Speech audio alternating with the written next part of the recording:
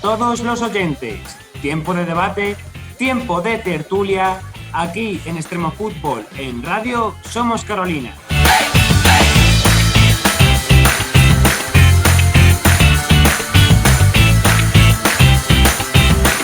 Hoy continuamos nuestra sección de entrevistados con Irati Prat, especialista en fútbol italiano, en fútbol belga y autor del Milan de Berlusconi. ¿Qué tal, Irati? Muy buenas. ¿Qué tal, chicos? Pues un gusto enorme hablar con vosotros y aquí estoy a vuestra disposición para cualquier tema del que queráis hablar.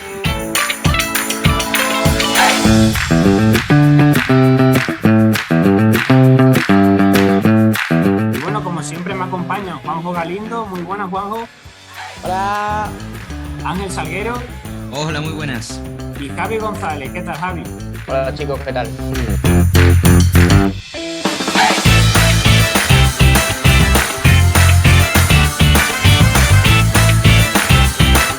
Sabéis, podéis seguirnos en Twitter como @extremofutbol19, el Instituto Carolina Coronado, tanto en Twitter como en Instagram, como Carolina Coronado. Si queréis, Irati, empezamos una preguntita para calentar.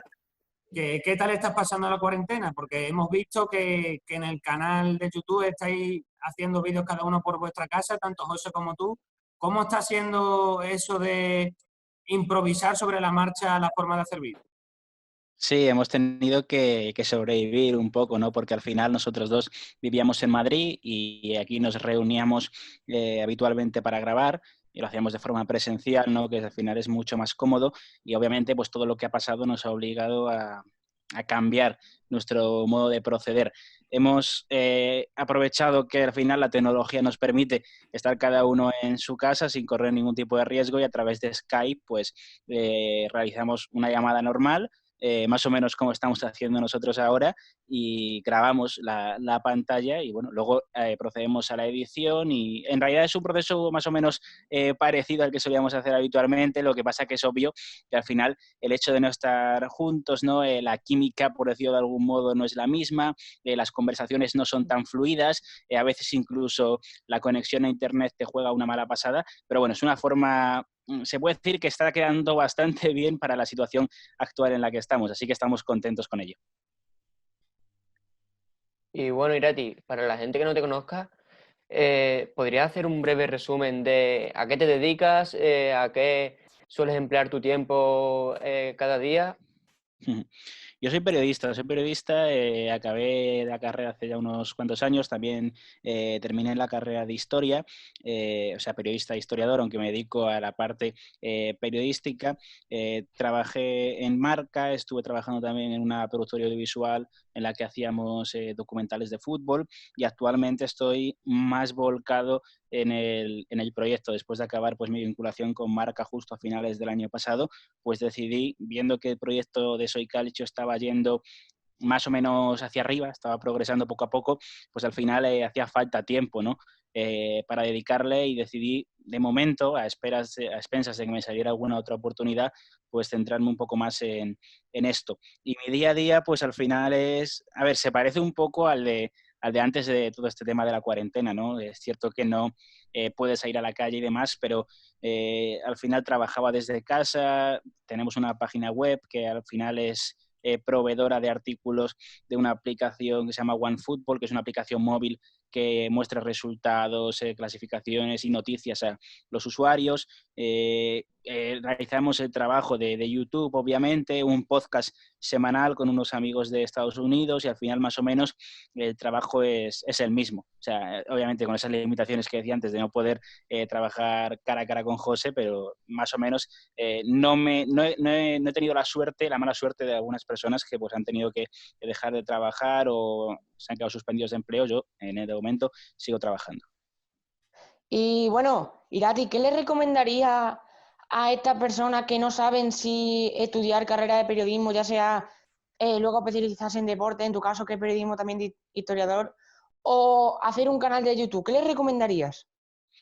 Oye, pues en primer lugar es un gusto increíble, ¿no? Saber que hay gente tan joven que quiere ya saber que se quiere dedicarse al periodismo, porque además yo me acuerdo que también lo sabía o quería dedicarme a ello desde muy prontito, ¿no? Creo que no había llegado a bachillerato y ya sabía que quería hacer periodismo, ¿no? La mayoría de compañeros empezaban a decidirse un poco cuando empezaba primero, segundo bachillerato, pero yo no, yo tenía muy claro que quería hacer esto y eso me permitió, antes de llegar a la universidad, pues intentar buscarme por mi cuenta, pues abrir una página web, conocer gente, hacer entrevistas, participar en diferentes radios online, etcétera, etcétera, ¿no? Ir recorriendo un camino que la verdad es que luego me ha servido para bastante. A ver, al final es obvio y no se puede engañar a nadie si se dice que el mundo del periodismo está complicado, ¿no? Porque es la verdad. Lo que pasa es que yo siempre digo que si tuviera que volver a elegir a qué dedicarme, yo creo que volvería a estudiar periodismo sin ningún tipo de duda, porque al final es que me da la sensación de que no me gustaría hacer otra cosa. Entonces, aunque esté complicado, sé que si lo intentas, que si tocas muchas puertas, que también si tienes una pizca de suerte, que al final es cierto que eso no depende de ti, pero si la tienes, pues vas a conseguir un hueco, ¿no? Entonces, al final es insistir, insistir, insistir, tener suerte y buscarte la vida. Entonces, creo que si consigues hacer eso, algún día te llegará una oportunidad. Bueno, Irati, desde tan joven, ya sabiendo bueno, que querías estudiar periodismo, ¿también ha sido esa afición desde tan joven por el fútbol? Sí, sí, sí. O sea, además es extraño, ¿no? Porque en mi casa es cierto que tampoco, digamos que la pasión es increíble, ¿no? De hecho, no les gusta a nadie el fútbol, más allá de a mí. Pero sí, sí, sí. En el fondo, a ver, al final, al principio, pues siempre quieres, yo creo que el sueño de muchos niños es ser futbolista profesional, ¿no? Pero obviamente llegas a un punto en tu vida que te das cuenta de que eso es imposible. Y una de las formas de que quieres al principio, la primera vez que me llamó ser periodista era para estar vinculado más de cerca al mundo del deporte, ¿no? Yo primero quería ser periodista de fútbol, luego quería ser periodista de Fórmula 1 y recorrer el mundo entero siguiendo el Mundial, pero luego al final te das cuenta de que el periodismo pues tiene muchas más cosas, de que no es solamente estar al lado del deporte, ¿no? Sino que en sí, en el fondo al final da igual ser periodista deportivo, ser periodista de sucesos, ser periodista político, al final eres periodista, ¿no?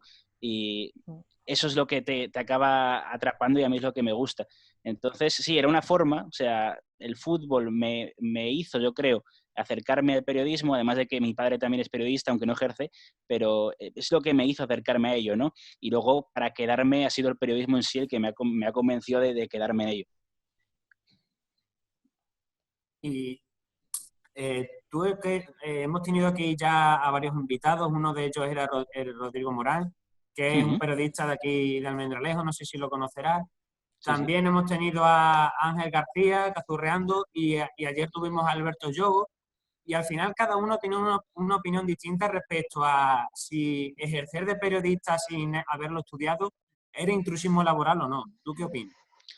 Bueno, es una pregunta un poco polémica, ¿eh? Porque al final es cierto que el universo laboral del periodista está, yo creo que dividido, ¿no? A ver, yo creo que, quieras que no, una cosa es decir que la carrera de periodismo como tal no es todo no está lo bien hecha que debería estar, por decirlo de algún modo, ¿no? Eso es una cosa. Y la otra es querer trabajar como periodista sin siquiera haber tenido una formación previa. Hablemos de un máster, hablemos de cualquier curso online o cualquier curso presencial, etcétera, etcétera, ¿no? Yo creo que eso sí es necesario, porque luego obviamente también cuando tú estás viendo la narración de un partido o un programa televisivo o un programa de radio, tienes que diferenciar también cuál es la figura del periodista y la figura del analista o la figura del exfutbolista, del ex técnico que acude a comentar, ¿no? Porque obviamente comentar un partido no es hacer periodismo, es analizar el partido. Entonces ahí hay que diferenciar, ¿no? Un poco cuándo se está haciendo periodismo, que al final es pues, buscar la noticia, realizar un reportaje, etcétera, etcétera, o analizar un partido es una cosa muy diferente, ¿no? Entonces en el tema deportivo yo creo que hay que diferenciarlo muy bien, pero sí, yo creo que para ser periodista, a poder ser, aunque es cierto que al final el que es periodista es el que hace periodismo, pero si has podido estudiar, ya sea una carrera o un máster. Por ejemplo, yo no veo ningún tipo de problema en aquel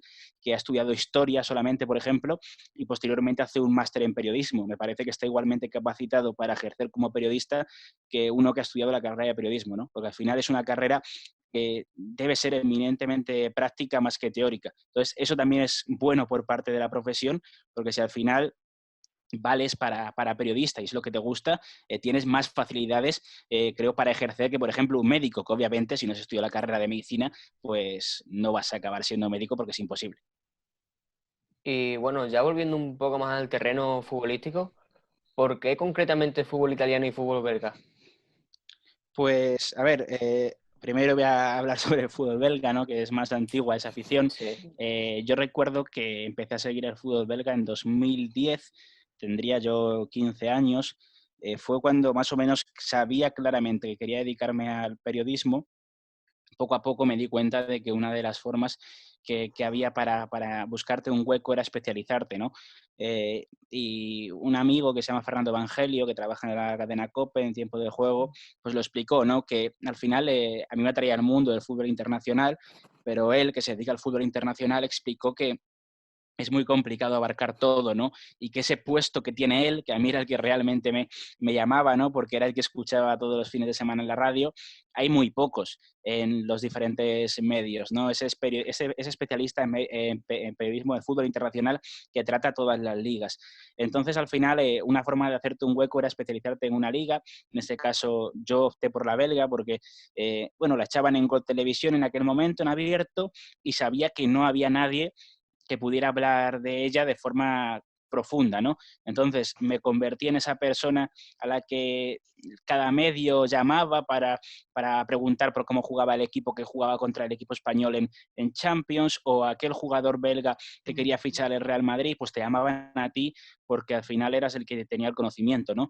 Y un poco me sirvió para eso, al final me acabó gustando mucho sí, me sigue gustando, no es un hobby más que otra cosa porque te das cuenta de que al final es muy complicado, ¿no? Que un nicho tan pequeño te dé para vivir. Y de ahí pasé un poco al fútbol italiano porque me di cuenta de que al final era obvio que tenías que intentar dedicarte a algo que tenga mucho más público, ¿no? Y obviamente el fútbol italiano, pues no es la Premier ahora mismo, no es la Liga Española, por supuesto, pero está en ese tercer escalón, ¿no? De lo que va a buscar la gente aquí en España. Y junto con José, pues vimos que no había un medio de comunicación, por supuesto, tampoco un canal de YouTube, que para el público hispanohablante, tanto de España como de Latinoamérica, pues tratara el fútbol italiano. Entonces decidimos aprovechar ese nicho, que estaba un poco descuidado, y convertirnos en ese referente, y yo creo que de momento pues lo hemos conseguido.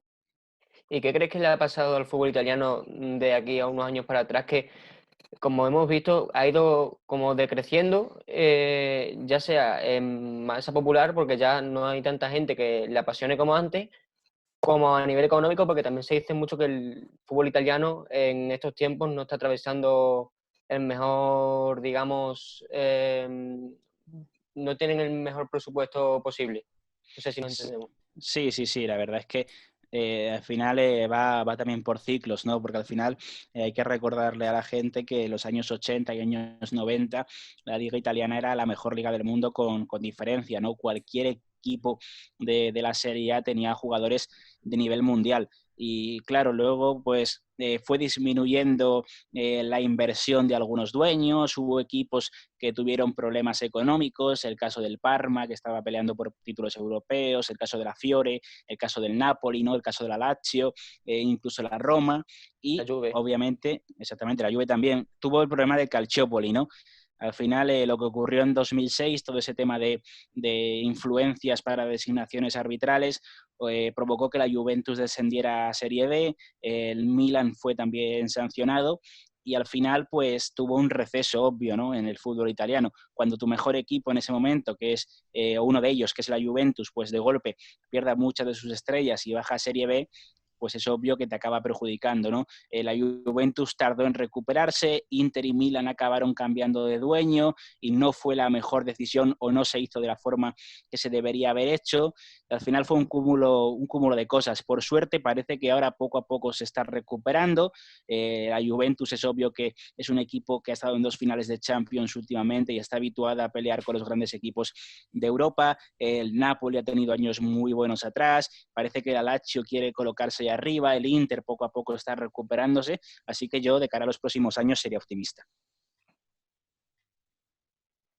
Y al final, Irati, tanto Italia como España tienen fama de tener muy buenos entrenadores, españoles e italianos. Y al final estamos viendo como Inzaghi el Lazio, su hermano en el Benevento. Estamos viendo también entrenadores que suelen emigrar a otras ligas, como por ejemplo han sido Ancelotti. ¿Qué entrenadores crees que tienen más nivel, si los italianos o los españoles?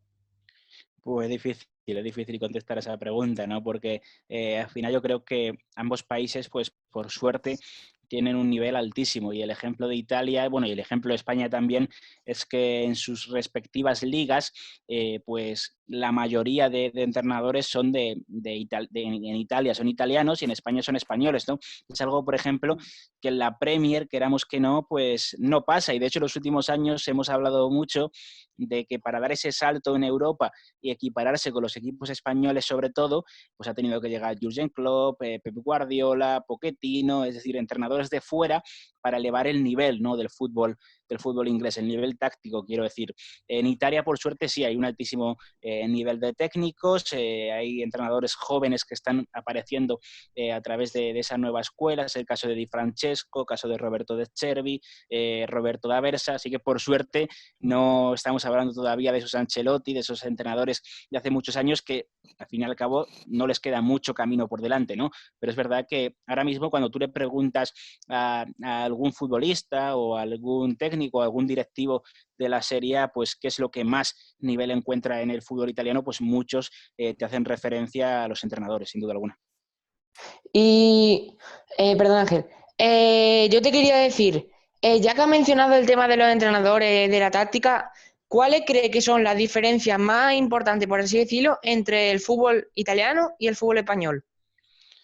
Pues fíjate, otro día hablábamos con un futbolista de Serie B, Salvador Ferrer, que juega en el Spezia, y nos hablaba y nos comentaba, le preguntamos precisamente eso, al final es futbolista, ¿no? Y qué mejor que él para comentarte las diferencias que él vivió en el Nasti de Tarragona en segunda división con el Spezia en Serie B, pues te hablaba sobre todo del tema táctico, ¿no? Precisamente de cómo se trabaja la táctica en el fútbol italiano. Y no hablamos de trabajar la táctica como el tema del catenaccio, ¿no? Un fútbol defensivo, ni mucho menos, sino el poco espacio que te dejan los rivales, presiones muy altas, pocos espacios para pensar, tienes que soltar rápido la pelota, tienes que saber dónde van a estar tus compañeros, tienes que jugar prácticamente de memoria, ¿no? Entonces ese trabajo que se hace en el fútbol italiano, precisamente a través de los entrenadores, es tremendamente importante y a él nos comentaba que le sorprendió mucho respecto a lo que había visto en España, ¿no? Es cierto que era muy joven, que tampoco tenía una trayectoria muy amplia, pero ese jugar tan rápido, ese intentar sorprender al contrario, tener que jugar, como decía, de memoria, es lo que más le sorprendió. Bueno, Irati, ¿por qué crees que hay menos jugadores italianos jugando en la Liga Española respecto a otras nacionalidades? Sí, es verdad, porque además, fíjate, últimamente hemos intentado hacer varias colaboraciones con otros canales de YouTube, muchos de ellos que eran especializados en el fútbol español y siempre nos intentaban pedir, hablemos de jugadores históricos italianos que han pasado por la Liga Española y hay pocos, o sea, hay muy pocos y la realidad es que los que hay tampoco han tenido un éxito brutal, ¿no? Porque obviamente estuvo Fabio Cannavaro en el Real Madrid, que bueno, sus mejores años los tuvo en Italia. Tuvimos a Christian Vieri en el Atlético de Madrid, que sí fue Pichichi, pero solamente estuvo una temporada. Y no ha habido grandísimos casos, obviamente Antonio Cassano. El Hércules. Trezeguet, sí, pero Trezeguet hay que contar que es francés, aunque es cierto que estuvo en el fútbol italiano, en la Juventus. Sí, sí. pero hemos Claro, tenido claro. poquitos casos, ¿no? Y es algo, pues seguramente cultural, aunque es cierto que en el fondo pensamos Italia y España son bastante parecidos, ¿no? Países mediterráneos, comida parecida incluso.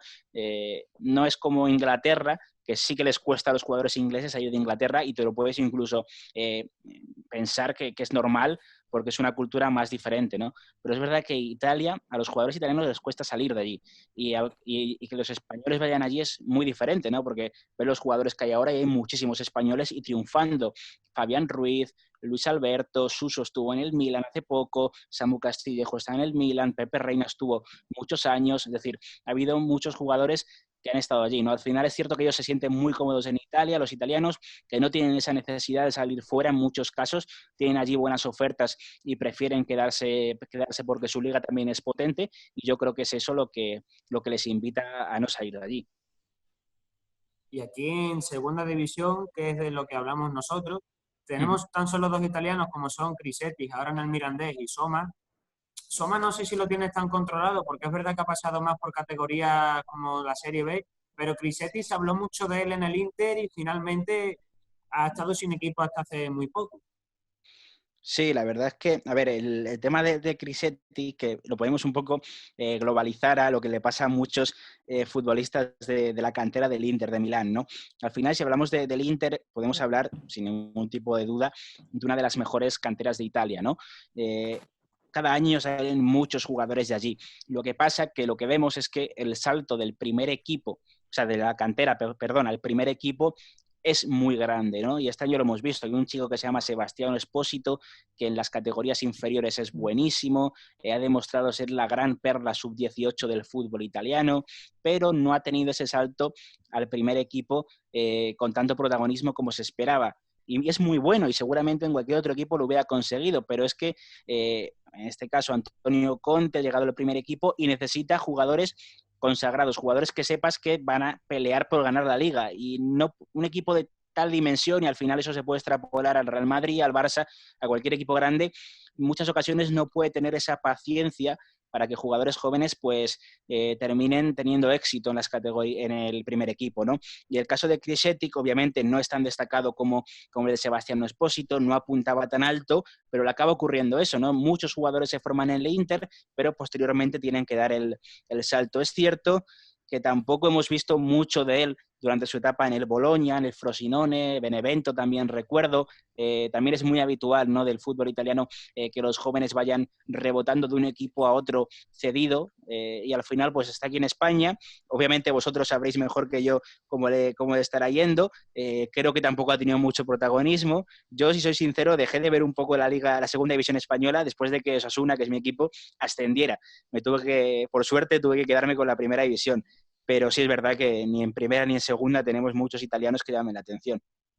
Yo creo que el mayor ejemplo de futbolista que no ha sido capaz de dar ese salto al primer equipo es Hakim Mastur. No sé si lo conocéis, chicos. Una promesa que apuntaba altísimo, que lo ponían como a la altura que podía llegar incluso a Ronaldinho, a Messi, y sin embargo está jugando ahora en la segunda división holandesa, jugando a un juego que es totalmente distinto al que tenía antes. Antes era un regateador puro, se podía regatear a todo el equipo y finalizar bien, y sin embargo vemos cómo se ha ido perdiendo con el paso del tiempo y ya os digo, está ahora jugando en la segunda división holandesa.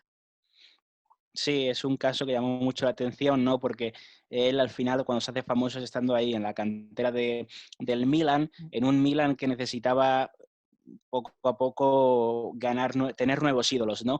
Entonces, al final ese es el problema, que tuvo la necesidad el propio club, la propia afición, de tener un nuevo referente y obviamente Mastur no estaba preparado. Además, era ese tipo de jugador, ¿no?, que se hace muy viral, se hace muy famoso por vídeos de highlights, por regates, como comentabas, era un poco un jugador de street football casi, más que de fútbol normal, ¿no?, como solemos decir. Y luego se vio que en el salto a jugar en el profesionalismo, pues obviamente no estaba preparado. Incluso recuerdo que lo tuvimos aquí en España jugando en el Málaga, creo recordar, y tampoco tuvo protagonismo. O sea, se puede decir que un juguete roto al fin y al cabo, las expectativas demasiado altas y era obvio que no estaba preparado. Al final, Javi, para puntualizar, está jugando en Serie C ya. Lo ficharon hace En poquito. serio, vale, yo sabía que hace poco estaba jugando en la segunda división holandesa, creo que era. Y ya Entonces, me pasando perdí la de pista y hace tiempo cambiando ya. de tema, hablando ya de los Países Bajos y de Holanda y de Bélgica, al final, Irati, los futbolistas belgas, sobre todo en la Premier y en la Serie A, que hace poco habéis hecho un vídeo, sí que es verdad que en España no lo hemos visto tanto, pero me da la sensación de que son jugadores muy adaptables a cualquier tipo de liga. No son como, por ejemplo, el caso de los italianos, que sí que es verdad, como hemos comentado, que tienen más problemas de salir del país. Sí, al final también es porque la liga belga es una liga pequeñita, ¿no? Entonces, quieras que no, para que los jugadores empiecen o crezcan y tengan un nivel de equipos de Champions, pues es obvio que tienen que salir de su país, porque ese nivel no lo van a encontrar en Bélgica, y además los equipos belgas no son capaces o no quieren tampoco retenerlos. Llega una oferta de 20 millones por Lukaku, llega una oferta de 10 millones por Courtois, no se lo piensan en venderlos porque saben que esa es su tarea, ¿no? La de los equipos belgas, generar talento y posteriormente pues ingresar dinero por sus traspasos. Sí, son muy adaptables, como comentabas, porque al final Bélgica en sí es un país multicultural a tope, ¿no? Es decir, te encuentras gente de todos sitios. Hay colonias increíbles de italianos, hay colonias increíbles de españoles, gente del este de Europa, mucha gente de África, sobre todo del Congo, ¿no? Que fue una colonia en su día belga. Entonces es un país que mezcla todo tipo de personas, ¿no? Entonces al final los jugadores belgas que acaban saliendo son futbolistas de origen africano, de origen asiático, de origen italiano, habrá alguno incluso, hay alguno incluso de origen de español. Entonces tienen más facilidad para encontrar nuevos sitios. Vemos que hay más en Inglaterra porque es un mercado que están aprovechando mucho los equipos ingleses. Al final son los conjuntos que tienen más dinero y cualquier equipo de la Premier se permite el lujo de poder pagar 20 millones sin ningún tipo de problema, ¿no? O sea, lo vimos hace poco. El Brighton pagó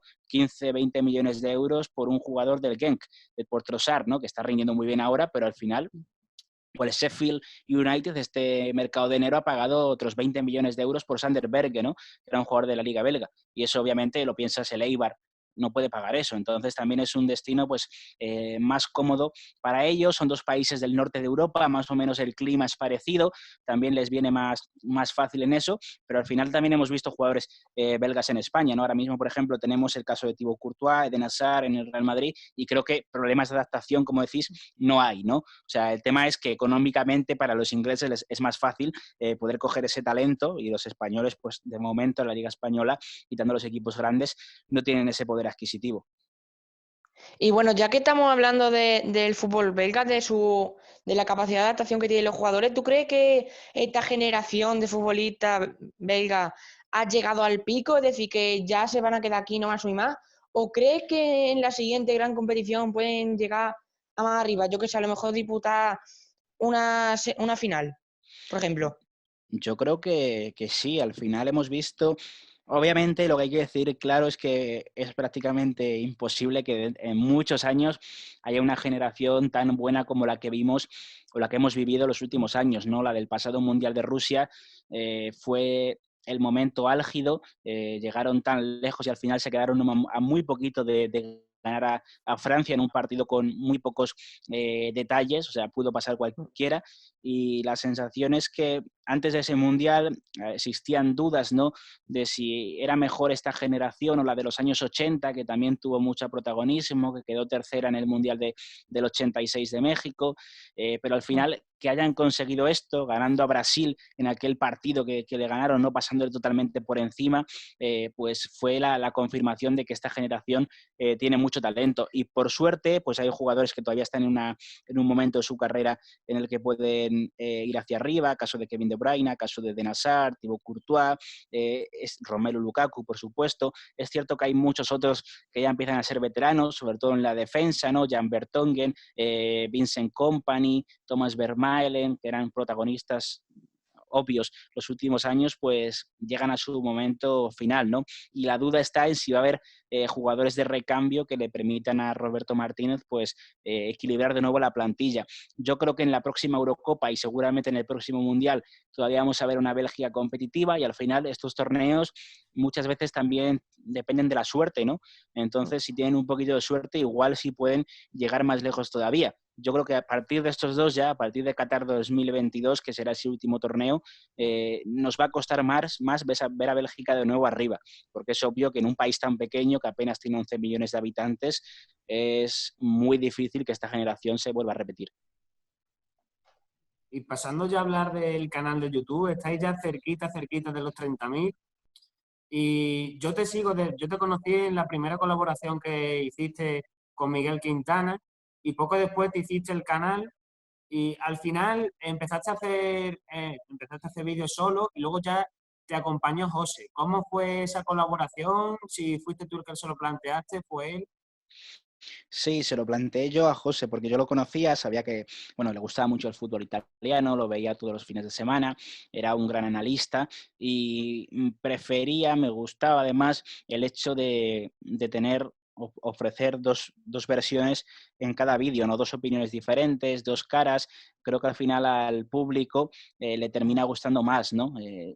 Una persona al final puede quedar muy bien, el caso de Miguel Quintana es el ejemplo perfecto, pero a veces se puede hacer un poco monótono o no sé, me gustaba poder ofrecer dos opiniones diferentes. Muchas veces José y yo no coincidimos en la opinión y hablamos de forma diferente, ¿no? Y creo que también es una buena forma de presentárselo a la gente, un análisis de un equipo. Yo puedo pensar que tienen problemas en X sitios, José que tiene problemas en otros, al final se complementan la opinión, yo creo que puede venir bastante bien. Y al final fue eso, fue más que nada por eso, por lo que decidimos, por coordinar un proyecto con poquita gente para que fuera más fácil para nosotros poder trabajar y a partir de ahí pues ir creciendo poco a poco. Bueno, Irati, generalizando un poco más en el tema del fútbol, preguntarte cuál es tu opinión respecto al fútbol moderno y a la implantación del VAR, en el caso de España en primera y segunda división. ¿Qué opinas tú respecto a esto? Yo creo que es una buena herramienta, ¿no? Luego al final está, obviamente, pues el tema de si se usan bien o se usa mal, si se tarda mucho, se tarda poco, de si hay que levantar la mano con fueras de juego de 1 centímetro o no. Yo creo que es una herramienta que hacía falta y que creo que si está bien gestionada es fantástica, ¿no? Porque al final es obvio que si tienes la opción de evitar una injusticia, pues volver hacia atrás es dar un paso atrás, ¿no? Entonces no creo que eso sea lo que haya que hacer. Creo que hay que aprender a usarla como es debido. A veces en Italia o en España nos encontramos parones de demasiados minutos que desvirtúan todo, ¿no? O sea, te paran el ritmo, tú que estás viendo con emoción el partido incluso te vienes un poco abajo. Entonces yo creo que nos va a costar porque al final es algo tremendamente nuevo, ¿no? El fútbol tiene más de 100 años y con el VAR llevamos un par de temporadas, ¿no? Entonces es obvio que tendremos que perfeccionarlo, pero creo que es una herramienta que nos va a venir muy bien y que va a conseguir que muchas injusticias que hemos visto en el pasado y que nos echamos las manos a la cabeza, pues poco a poco se vayan paliando. ¿Y qué opinas de los famosos jeques estos que están aportando mucho dinero a equipos tan humildes o no tan humildes como el Newcastle? Sí, a ver, a mí la verdad es que no me termina de convencer mucho la idea, ¿no? O sea, quiero decir, en general, más allá de, obviamente, de dónde provengan y de la dudosa ética de su país de origen o de cómo han amasado su riqueza, pero el hecho en sí de que la propiedad resida en una única persona, de que pueda ser su humor o sus decisiones puedan ser totalmente volátiles, pues no me termina de convencer, ¿no? Porque hemos visto casos y lo hemos visto en España, ¿no? De primera mano que han provocado primero, los primeros años, mucha emoción, mucha alegría, pero luego la triste realidad ha sido que el equipo se ha quedado abandonado y que lucha por sobrevivir. El caso del Málaga, el caso del Racing de Santander, recuerdo, y obviamente tú no quieres que a tu equipo le pase eso, ¿no? Acabas empatizando. Claro, al final me dices, pues, ¿qué diferencia hay entre un jeque o un magnate ruso o un empresario con mucho dinero, ¿no? Porque al final, por ejemplo, en Italia o en España o en cualquier país hay empresarios españoles, italianos que tienen la propiedad de los equipos. Al final la sensación es que un empresario que es natal de allí tiene mucha más capacidad de arraigo, ¿no? Con ese equipo y es más difícil que lo deje a la deriva, aunque también lo hemos visto, el caso del Palermo, ¿no? Con Zamparini, cómo lo ha destruido completamente a un equipo con tanta historia como el conjunto siciliano.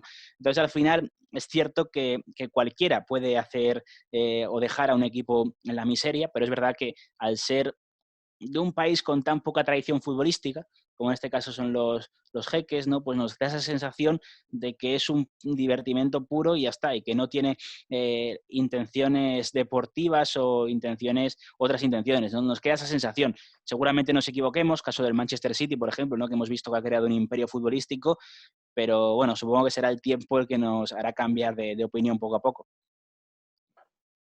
Y Y respecto a los bueno, equipos que tienen, perdona Juanjo, los equipos que tienen nada, sigue tú, sigue tú. los dueños que tienen más de un club, ya sea el caso del Udinese o del Lazio, algo un poco raro, ¿no? Por así decirlo. Sí, es verdad que, por ejemplo, el caso de la Lazio, pues la propia liga italiana te prohíbe, ¿no? Que la Salernitana, que es el otro equipo que tiene Claudio Lotito, ascienda a Serie A, ¿no? Porque al final sería, pues, dos equipos de la misma categoría. Obviamente se podría adulterar la competición. Pero sí, es verdad que es muy extraño, ¿no? Porque, por ejemplo, entre Udinese y Watford, que son de la familia Pozzo, pues hemos visto muchos jugadores cedidos de un lado a otro. No es adulterar la competición, pero sí al final piensas que es jugar con otras normas, ¿no? Creo que la FIFA poco a poco lo va a ir, no sé si arreglando, porque al final, pues los clubes son empresas de fútbol, ¿no? ¿Y qué te puede impedir tener una empresa en Italia y otra en Inglaterra? O dos empresas en Italia, o una empresa en Italia y otra en España, como pasaba anteriormente con Granada y Udinese. Es algo que yo creo que es totalmente legítimo, pero, por ejemplo, ahora parando el tema de poner un límite de cesiones, pues son formas, entiendo, de intentar no favorecer esas prácticas. Y Bueno, tú ahora, sigue Juan, dale. vale. En tu canal tienes una serie de PES en la Liga Italiana.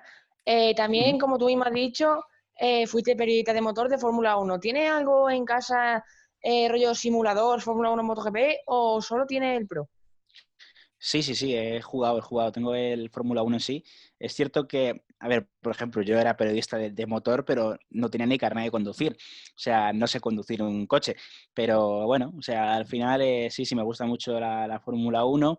He jugado muchos juegos al final, pero no, o sea, me atrevo a realizar esa serie de PES. Seguramente en un futuro realicemos una serie también de FIFA. Hemos realizado series de Football Manager, pero relacionarlas con el canal porque obviamente pues tienen relación directa, ¿no? con Soy Calcio, porque jugamos con un equipo italiano, aprovechamos la serie, aprovechamos los gameplays para hablar de diferentes jugadores y de cómo les está yendo, para contar la historia de los diferentes clubes a los que nos enfrentamos. Entonces al final lo hacemos un poco didáctico incluso, ¿no? Pero al final, bueno, jugar a otros juegos no tendría mucha relación. Es cierto que mi hermano, por ejemplo, me insiste, ¿no? En que abra un canal de juegos en sí normales que no tengan nada que ver con el fútbol, pero no sé, no me atrevo de momento. Y al Entonces se puede final, decir si que te gusta el te, videojuego, ¿no? Sí, al final, joder, yo tengo 24 años, yo cumplir 25 este año, y al final es que me he querido también jugando a muchos, ¿no? Es cierto que yo más que de Play soy de ordenador, tengo que reconocer eso como gusto personal, pero sí, yo, a ver, tengo la Play en casa y demás, y juego online, juego solo contra modo carrera, modo demás, y sí. y bueno, eres el autor del Milan de Berlusconi. ¿Has pensado en hacer un libro de Fórmula 1 o no se te ha pasado la idea por la cabeza? No se me ha pasado. O sea, no me veo capacitado para hacerlo, ¿no? Porque al final he podido convivir con compañeros que llevan muchos años viajando al Mundial de Fórmula 1, yendo a las carreras, y al final yo no he tenido, o sea, yo no he ido a ninguna carrera como tal, ¿no? No he cubierto ningún gran premio in situ. Yo he estado poquito tiempo cubriendo el Mundial de Fórmula 1, pero siempre a través de modo online. Y creo que hay gente que lo puede contar mucho mejor y que lo ha hecho, ¿no? En diferentes libros. Yo de momento, lo que es la Fórmula 1, a no ser que en un futuro pueda volver, y esperemos que sí, a trabajar como periodista que cubre ese deporte, o MotoGP o cualquier otro deporte de motor, pues me limitaré a ver los toros de la barrera, como se dice. Y una pregunta, ¿en qué momento dices tú, pues quiero, ya relacionado con el libro, ¿vale? ¿En qué momento dices tú, voy a hacer un libro. Me lanzo a escribir un libro y todo lo que conlleve. Pues la verdad es que, a ver, yo siempre había querido escribir un libro, ¿no? Siempre me había gustado mucho escribir y escribía en muchas páginas web y escribía mucho cada semana, ¿no? Y siempre había tenido esa curiosidad de querer escribir un libro porque al final yo también leía mucho y leo mucho y me gusta, ¿no?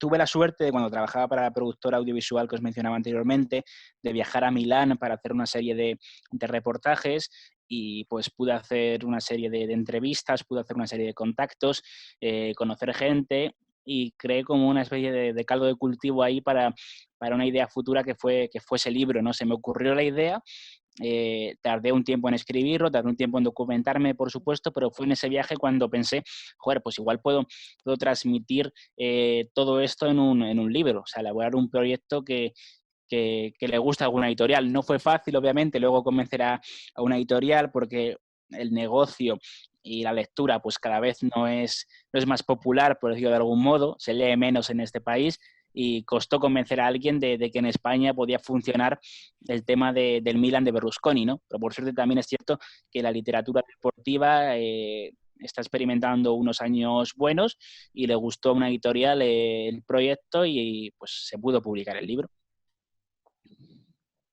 Y Vemos bueno, también. volviendo al tema de la Calcio, en el libro supongo, vamos, lo tengo pendiente, la verdad que es una lectura que tengo bastante ganas de ver, tiene pinta bastante interesante. Y no sé, si tuviese que elegir un equipo así histórico de la Liga Italiana, el que más impacto tuviese, el que más títulos consiguiese o el que más asombrase por su forma de jugar, ¿cuál escogería? Pues sobre todo por la cercanía que he tenido con él, por haber podido para el libro precisamente estudiarlo, ¿no? Y entrevistar a algunos de sus protagonistas, yo me quedaría con el Milan de Sacchi, ¿no? Porque al final, pues siempre que le preguntas también a tu padre o a tu tío o a cualquier persona que viviera el fútbol de los años 80, principios de los 90, te recuerda aquel equipo como un conjunto que daba miedo, que cambió el fútbol, ¿no? Porque hay un partido muy importante que es una eliminatoria de Copa de Europa que juega contra el Real Madrid, en la que el Milan golea 5-0 al Real Madrid, ¿no? Y fue como un terremoto prácticamente en España, porque era el Madrid de la quinta del buitre, ¿no? Un equipo que parecía invencible y que sin embargo en Europa fue barrido por el Milan. Un conjunto que fue totalmente revolucionario, que era un modo diferente de jugar al fútbol y que a partir de entonces, que es cierto que no tuvo una... Su etapa de éxito no fue muy larga, fueron 2 años, 2 Copas de Europa consecutivas, no triunfó tampoco excesivamente en Serie A, pero marcó época, sin duda alguna. Y has colaborado por ejemplo, en la cadena SER. ¿Escuchas alguna radio habitualmente como la COPE, la SER, Onda Cero? Sí, yo suelo escuchar, o me gusta bastante escuchar, porque al final me he criado con sus voces. En este caso, Tiempo de Juego. Yo empecé a escucharlos cuando estaban en la cadena SER, cuando era Carrusel Deportivo. Recuerdo que todos los fines de semana escuchaba, me pasaba el día entero prácticamente con la radio encendida, ¿no? Siguiendo todos los partidos. Es cierto que por aquel entonces no era como ahora, ¿no? Que empezaba tan pronto y hasta la noche, pero sobre todo porque había ese carrusel mítico de las 5 de la tarde, ¿no? Con varios partidos a la vez. Pero me acuerdo que empezaba con Carrusel en aquel momento y acababa cuando me iba a dormir, escuchando El Larguero, ¿no? Y es cierto que ahora pues me he pasado a la COPE para escucharlos a ellos. O sea, al final he ido de la mano de Manolo Lama, de Paco González, de Domingo Castaño, y al final es obvio que más que las cadenas en sí o lo que representen es a quién escuchas, ¿no? Porque al final, si te gusta mucho un presentador, te gusta mucho un periodista, la opinión que puede tener o la voz que tiene simplemente, pues lo vas a seguir vaya donde vaya. Bueno, por todos esos por lugares por donde has pasado ejerciendo tu profesión, imagino que en todos habrá aprendido cosas positivas de tu profesión, pero ¿con cuál te quedarías que digas, aquí ha sido donde me han enseñado mucho de lo que hoy sé? Pues he tenido 2 sitios que me han marcado especialmente. Por un lado, la productora, porque al final me permitió, no lo necesitaba, pero aprendí todo el tema de grabación, de edición de vídeos y demás, porque yo al final me encargaba únicamente del tema periodístico, de hacer entrevistas, de documentación, de elaborar guiones, pero aprendí y ahora, por ejemplo, para todo el tema de YouTube me ha servido bastante, ¿no? Y luego en marca, creo que una de las cosas que se dice siempre cuando estás estudiando periodismo es que no tiene nada que ver lo que estudias con la vida en redacción, ¿no? Cómo es el día a día en la redacción de un periódico, en la redacción de una tele, ¿no? Y es totalmente evidente, porque al final es sobrevivir al día a día e intentar sacar adelante el trabajo tanto en la página web de marca como en el periódico, y yo creo que ser capaz de yo solo poder sacar adelante una sección como marca motor, pues fue bastante gratificante y creo que fueron unos meses muy, muy buenos. Y Y bueno, Pablo, ya vamos finalizando la entrevista, ¿no? sí, quedan dos preguntitas. Una de ellas es que ¿qué opinas tú del chiringuito? Es una pregunta que nos gusta hacer porque, al igual que la del intrusismo laboral, siempre la preguntamos a nuestros invitados periodistas, porque al final es curioso, porque es verdad que en la gente de a pie hay un cierto estigma y cierto sarna y cachondeo con el chiringuito, que al final no deja de ser un programa deportivo. ¿Tú qué opinas del chiringuito? ¿Es verdadero periodismo? ¿Simplemente lo consideras un entretenimiento que a la vez comunica? Sí, yo tampoco, o sea, no me gusta criticar otros medios, otros compañeros y demás, porque al final la vida da tantas vueltas que nunca sabes dónde vas a acabar trabajando o si vas a necesitar ayuda o cualquier cosa, ¿no? Pero es verdad que lo que a mí me parece, por lo menos, es que lo que hablamos anteriormente, no hay que diferenciar qué es periodismo y qué no. A mí me parece que es un formato de entretenimiento muy bueno y se demuestra en sus audiencias, ¿no? La capacidad de gente que tiene viendo ese programa a esas horas de la madrugada, yo creo que es totalmente respetable, ¿no? Luego está el tema de diferenciar si es periodismo o no, o cuando la gente habla de que el periodismo está mal y pone como ejemplo al chiringuito, pues igual habría que decirle a esa gente, oye, no, es que esto no es periodismo como tal, ¿no? Entonces no tiene nada que ver que el periodismo esté de una forma por lo que hace el chiringuito. Entonces yo creo que ahí es lo que habría que diferenciar, pero ya te digo, como modelo de entretenimiento, yo creo que al final es lo que ha demostrado ser es un modelo de éxito. Yo creo que eso no hay ningún tipo de duda y objetivamente, te guste o no lo que hagan, yo creo que es irrefutable, o sea, es totalmente verídico. Y para finalizar, en el mercado de invierno, Osasuna ha fichado a Enrique Gallego, es una opción con opción de compra. ¿Qué opinas? No sé si lo has visto mucho jugar, porque es verdad que ha coincidido un poco con el parón, pero aquí le tenemos mucho cariño. Fue un jugador súper importante en el Extremadura el poco tiempo que estuvo. Y tanto él como nosotros, como he dicho, le tenemos mucho aprecio. ¿Qué opinas de estos delanteros, como por ejemplo Caputo en la Serie A, que ahora está en el Sassuolo, que arrancan y están ya con la edad avanzada su carrera futbolística de alto nivel, por decirlo así? Sí, mola mucho, ¿no? Al final es bonito, ¿no? Ver a jugadores que les ha costado tanto llegar a la élite, como el caso también hay otros muchos jugadores, ¿no? Pero yo creo que es bonito porque al final pues demuestra que no tienes que haberte criado en una cantera de un equipo importante y que si luchas y luchas al final te acaba llegando tu oportunidad.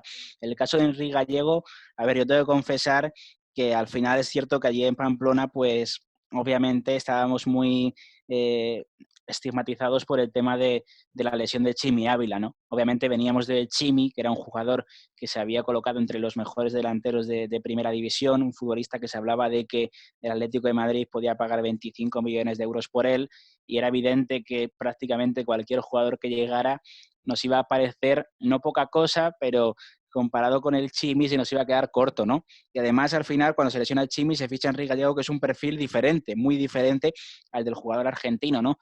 Entonces es cierto que de primeras ahí tuve bastantes dudas y económicamente también fue una operación importante para un jugador de una edad avanzada, pero yo creo que por lo que ha demostrado tanto en el Extremadura, como comentaba, y sobre todo en el Huesca, yo creo que es un jugador que puede ser muy aprovechable, y es verdad que pues su adaptación se ha quedado un poco en el aire por todo esto que ha pasado, pero bueno, será seguramente un jugador aprovechable en el futuro, no tengo duda alguna.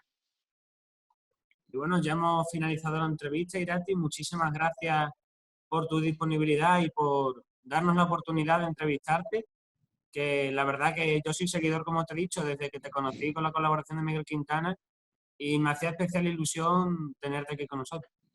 Nada, un auténtico placer, de verdad, yo me lo he pasado muy bien y desearos mucha suerte, que pase lo mejor posible esta cuarentena, lo poquito que parece que queda y que pues poco a poco, pues si nos vemos en este mundo del periodismo, pues ahí estaremos para lo que haga falta. Muchísimas gracias, Irati. Un abrazo. Un Adiós. abrazo grande.